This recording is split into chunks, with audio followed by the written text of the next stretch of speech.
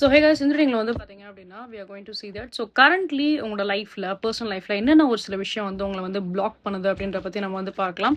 So I hope கண்டிப்பாக இதனால உங்களுக்கு வந்து ஒரு கிளாரிட்டி, மென்டல் கிளாரிட்டி கண்டிப்பாக வந்து கிடைக்கும். கன்ஃபியூஸ்டாக தான் நீங்கள் வந்து இருக்கீங்க, நிறைய மென்டல் கிளாரிட்டி எதுவுமே இங்கே வந்து இல்லை.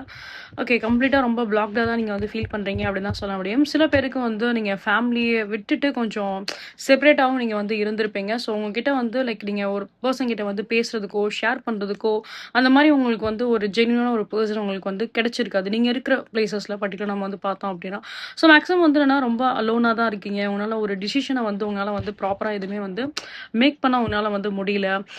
சம்பவம் உங்களுக்கு வந்து என்னன்னா லைக் திடீர்னு உங்களுக்கு சில பேர் நம்ம வந்து பார்த்தோம் அப்படின்னா ஜாப் ஆஃபர்ஸ் இல்லாமல் வந்து போயிருந்துருக்கலாம். திடீர்னு ஏதாவது ஒரு சில சம் கைண்ட் ஆஃப் ஒரு ஒரு சில ஆஃபர் உங்களுக்கு வந்து ரிஜெக்ட் ஆயிருக்கும் அப்படின்ற மாதிரி தான் I can see here very clearly.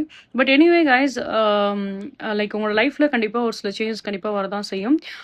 So ஒரு ஒரு ஸ்டார்ட் வந்து கண்டிப்பாக இங்கே வந்து இருக்க தான் செய்யும். எப்படி உங்களோட லைஃப்பில் எல்லா விஷயமே ஒரு மாதிரி நீங்கள் வந்து பிளாக்டாக நீங்கள் வந்து ஃபீல் பண்ணீங்களோ அதுக்கேற்ற மாதிரி ஒரு ஃப்ரெஷ் நியூ ஸ்டார்ட் இங்கே வந்து இருக்க தான் செய்யும். ஓகே, ஸோ சில பேருக்கு நம்ம வந்து பார்த்தோம் அப்படின்னா when comes to the March மந்த்லேருந்தே நீங்கள் ஒரு சில சேஞ்ச் நீங்கள் வந்து பார்க்கலாம். Upcoming March month time period நீங்கள் ஒரு சேஞ்ச் நீங்கள் வந்து பார்க்கலாம். ஸோ லார்ட் கிருஷ்ணாவோட எனர்ஜிஸ்மே ரொம்ப ஹெவியாக இருக்குது இந்த ரீடிங்ஸில்.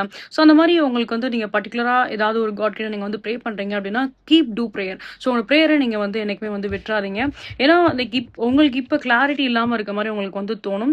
பட் சம்ஹவ் உங்களோட எப்படி சொல்கிறது, லைக் உங்களோட ப்ரேயர்ஸ் தான் உங்களை வந்து காப்பாற்றுது அப்படின்னு தான் சொல்ல முடியும். ஓகே,